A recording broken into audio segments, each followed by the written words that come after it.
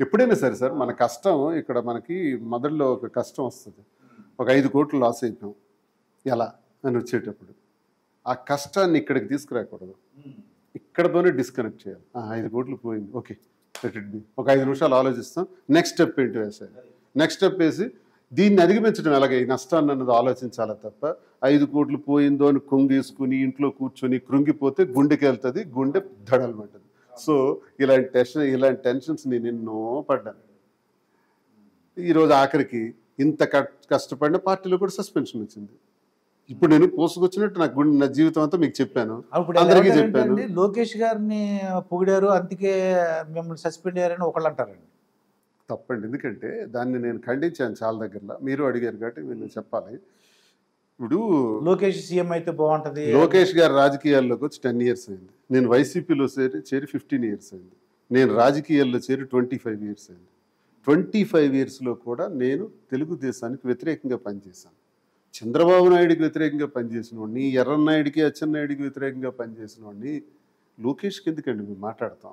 మా జెనెటికల్గా మా బ్రెయిన్లోనే అది ఇన్కార్పొరేట్ అయిపోయింది. అంటే కాంగ్రెస్ పార్టీ వర్కర్గా వాళ్ళని వ్యతిరేకించడమే మా పనిగా అయిపోయింది. ఇప్పటికీ అదే. ఈ పరిస్థితుల్లో ఏం లేదు సార్. మన మీలాగే ఒక మీడియాలో నన్ను ప్రశ్నించారు. ఇప్పుడు 29 వరకు వీళ్ళకి అధికారం ఉంది కూటమి ప్రభుత్వానికి. ముఖ్యమంత్రి బదలాయింపు అనే అవకాశం ఒకవేళ రావచ్చు. ఆ చర్చ జరుగుతుందని చంద్రబాబు నాయుడు గారి ఇంట్లో, అది లోకేష్కి ఇవ్వాలనుకుంటున్నారని జరుగుతుంది. దీనిపైన మీ అభిప్రాయం ఏంటి? ఎవరికి ఇస్తే మంచిది? పవన్ కళ్యాణ్ ముఖ్యమంత్రి అయితే మంచిదా, భవిష్యత్ లోకేష్ అని అడిగారు. అడిగిన దానికి నేను సమాధానం, ప్రశ్న ఇది. ప్రశ్నకి సమాధానంగా నేను వీడియో చూడకుండా ఎడిటింగ్ కట్ సినిమాలో ఆఖరికి వెళ్ళాం అనుకోండి, మనం విలన్కి కొడుతుంటాడు హీరో. అది చూడగానే మనకేమనిపిస్తుంది, అరే అలా కొట్టేస్తున్నాడు ఏంటి, ఈయనేమో హీరో అంటాం. సినిమా మొదటి నుంచి చూసామనుకోండి, మరో 2 తన్నండి అంటాం. అలా కథ ఎప్పుడైనా మొదటి నుంచి చూడాలి. ఇది ఆ ఒక్క కట్ని ఏ బిట్ని చూపెడుతున్నారు? నేనేమన్నానంటే, ఎలాగూ ఈ డిస్కషన్ రావచ్చు 29 లోపు ముఖ్యమంత్రి హోదా కోసం. వచ్చేటప్పుడు 21 స్థానాలను గెలిచిన పవన్ కళ్యాణ్కి ఉన్న ఓట్ షేర్ జస్ట్ 5 to 10%. అతనికి యాడ్ అయిన 80 to 90% టీడీపీ ఓట్ షేర్ అది. అలాగే టీడీపీ 134 స్థానాలతో ఉంది. ఒకవేళ పవన్ కళ్యాణ్ స్ట్రెంగ్త్ యాడ్ అయినా టీడీపీకి కొన్ని సీట్లు అదనంగా గెలవడానికి ఉపయోగపడింది, కొంత మెజారిటీ రావడానికి ఉపయోగపడింది, 5-10% తప్ప. టీడీపీ స్ట్రెంగ్త్ ఎక్కువ కదా, లోకేషే కరెక్ట్ అన్నాను. ఇదెప్పుడు దీన్ని ఎలా పోర్ట్రేట్ చేశారు సార్? నేను వైఎస్ఆర్ కాంగ్రెస్ పార్టీలో ఉన్న శ్రీను, మీ అభిమానం చెప్పుకునే శ్రీను జగన్మోహన్ రెడ్డి ముఖ్యమంత్రి అవ్వాలనాలి, కానీ లోకేష్ అవుతాడంటారేంటి? ఇది చివరి ముక్క పెట్టారండి. అంటే నేనేంటన్నాను, ఈ 29 వరకు ఉన్న అధికారం, సమయం సందర్భం చూడలేదు. భవిష్యత్తు ముఖ్యమంత్రి అని నేను అనలా, దాన్ని అలా పోర్ట్రేట్ చేశారు. అంటే శత్రువులు మన పక్కనే ఉంటారు సార్. నా శత్రువులు శ్రీకాకుళంలోనే ఉన్నారు. ఆ శత్రువుల వర్గాలకు చెందిన లీడర్స్ దీన్ని ఈ రకంగా రాంగ్ పోర్ట్రేట్ చేశారు, తప్పుడు సమాచారం ఇచ్చారు తప్ప నేను లోకేష్కు పొగడాల్సిన అవసరం నాకు లేదు. నాకు తెలిసి ప్రస్తుత రాజకీయాల్లో రూలింగ్లో కానీ ఈరోజు కానీ లోకేష్ మీద ఒక ప్లకార్డ్ పట్టుకొని హౌస్లో లోకేష్ రాసలీలని ఎత్తి చూపించింది మీడియా ముందు ఇదివాడు శ్రీనివాస్. పోడియం మీదకి స్పీడ్గా వెళ్తూ లోకేష్ని కానీ ఆ ప్రతిపక్ష నాయకులు ఎవరవని సరే, వాళ్ళ మీద అధికార పక్షానికి చెందిన వాళ్ళు ఇప్పుడవని సరే గట్టిగా మాట్లాడింది నేను. ప్రాక్టికల్గా నేను ఎందుకంటే మాట్లాడతాను, దయచేసి మీ ద్వారా నేను తెలియజేసేది, ఇది రాంగ్ సమాచారం ఇస్తున్నారు.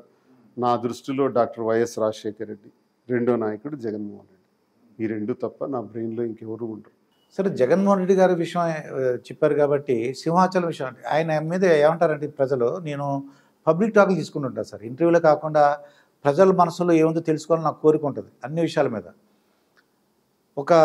ఏదన్నా ఎవరైనా చనిపోయినా, ఎవరైనా జైలుకి వెళ్ళినప్పుడు జగన్మోహన్ రెడ్డి గారు బయటకు వస్తున్నారు, చూడండి సింహాచలంలో గోడ కూలింది వచ్చేసారు, లేదంటే ఎవరు వల్లభనేని వంశీ గారేమో జైలుకి వెళ్ళారు పలకరించడానికి తప్ప బయటకు రావట్లేదని ఆయన మీద ఒక అభియోగం, ఆయన మీద ఉన్న కంప్లైంట్ అనమాట.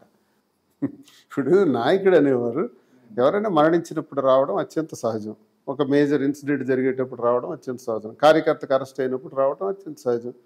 ఇంకా దీనిలో తప్పే ఉంటుంది నాకు. అంటే మిగతా ఇప్పుడు చంద్రబాబు నాయుడు గారిని చూసుకోమంటారు, రోజు ఏదో ప్రోగ్రామ్ ఉంటుంది. ఇప్పుడు అలా అయితే చంద్రబాబు నాయుడు కానీ తెలుగుదేశం నాయకులు కానీ వైసీపీ అధికారంలో ఉండేటప్పుడు 3.5-4 సంవత్సరాలు వాళ్ళు ఎక్కడున్నారో కూడా తెలియదు. లాస్ట్ 6 నెలలే కదా అందరూ తిరిగారు, 6 నుంచి 8 నెలలు, 1 year నుంచే అందరూ రోడ్డు ఎక్కారు టీడీపీ వాళ్ళు. అంతకుముందు 4 ఏళ్ళు ఎక్కడున్నారో కూడా తెలియదు, కనీసం కరోనా సమయంలో కూడా కనపడలేదు. కరోనాలో ఒక రూపాయి హెల్ప్ చేసినట్టు కూడా కనపడలేదు. ఇది ఎవరైనా ఒక టైం రావాలి. ఇప్పుడు మేము ఏం చేస్తాం? అపోజిషన్లో ఉంటాం. ఏం చేస్తాం? ఇప్పుడు ఏముంటుంది? ప్రజల పక్షాన్ని నిలబడి గొంతే మాట్లాడటమే. మేము చెప్పినా కొన్ని పనులు జరగవు. ఈక్వేషన్స్ అలా మారిపోయినాయి పాలిటిక్స్లో. ఇప్పుడు జరగవు. అరుస్తుంటాం, మాట్లాడుతుంటాం, కలెక్టర్ దగ్గరికి వెళ్తాం, రిప్రజెంట్ చేస్తాం. ఆ సమయం రావాలి. 29 ఎలక్షన్ కాబట్టి 27, 28 నుంచి మళ్ళీ ధాటిగా ప్రజల్లోకి వెళ్ళటం, మళ్ళీ ఓటు గురించి అడగటం, మన సంక్షేమాన్ని తెలియజేయటం, గుర్తు చేయటం, మళ్ళీ మేనిఫెస్టో విడుదల చేయడం, ఇవన్నీ ఉంటాయి. జగన్మోహన్ రెడ్డి గారు చేసిన ఇంకోటి ఏంటంటే పవన్ కళ్యాణ్ గారు వ్యక్తిగత విషయాలు మూడు పెళ్ళిళ్ళు అని మొదలెట్టారండి. దానికి ప్రజల్లో అదొకటి కూడా కక్షతో చూడండి వాళ్ళకి ఎన్ని మెజార్ 100% స్ట్రైక్ రేట్ ఇచ్చారు. అంటే రాజకీయాలకు వ్యక్తిగతం తీసుకురాకూడదని ఒక గుణపాఠం. అదొకటి కూడా వచ్చింది వ్యక్తిగతాలకు. అందులో ముఖ్యంగా లేడీస్ గురించి వెళ్ళకూడదు సార్. అది రాంగ్ ఫీడ్బ్యాకే. లేడీస్ గురించి అస్సలు మాట్లాడకూడదు రాజకీయాల్లో. అంతసేపు మనమే మాట్లాడుకోవాలి. అది తప్ప సిద్ధాంతపరంగా వెళ్తుండాలి, ఫైట్ చేయాలి, అగ్రెసివ్గా వెళ్ళాలి, ఇది వెళ్ళాలి. అది కొంచెం బూమరాంగ్ అయ్యి మళ్ళీ మాకు తగిలింది అది.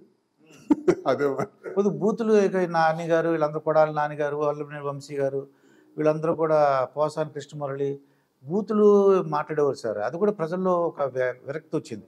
వీళ్ళు సార్ ఇప్పుడు నష్టం జరిగిపోయిన తర్వాత చేసిన ప్రతి పని నష్టం కిందే కనబడుతుంది సార్.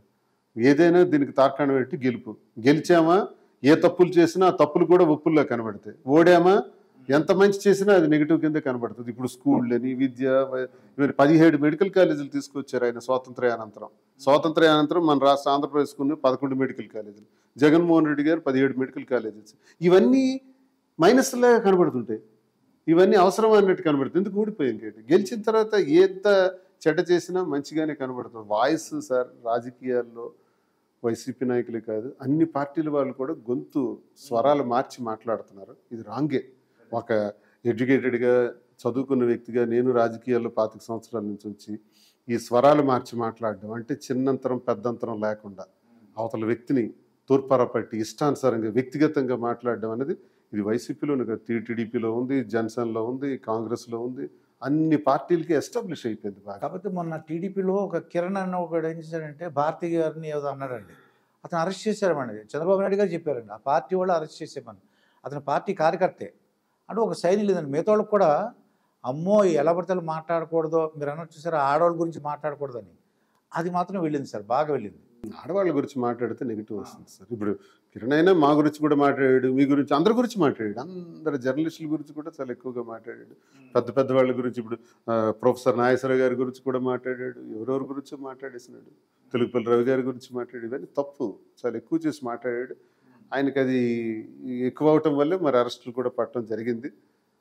సరే, విమెన్ గురించి మాట్లాడడం కరెక్ట్ కాదు.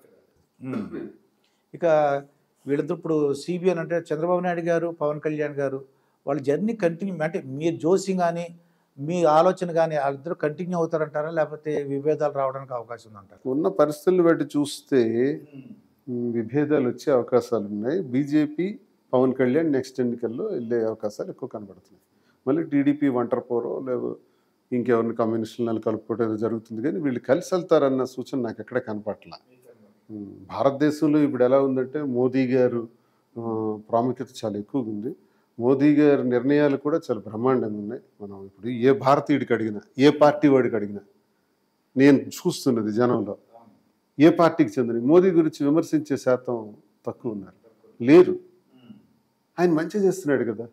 కాశ్మీర్ 370 ఆర్టికల్ ఏదైతేనేమి, రామాలయ నిర్మాణం 400 years హిస్టరీ, అక్కడ రామాలయాన్ని పూర్తి చేయటం అయితేనేమి, హిస్టారికల్గా ఆయన చేసినటువంటి డెసిషన్స్ ఒక అంటే గుర్తింపు బాగా ప్రజల్లోకి వెళ్ళింది. నాకు తెలిసిన ప్రధానమంత్రుల్లో ఇలాంటి పవర్ఫుల్ ప్రైమ్ మినిస్టర్ ఇందిరాగాంధీని చూశాను, మళ్ళీ మోదీ గారిని చూస్తున్నాను.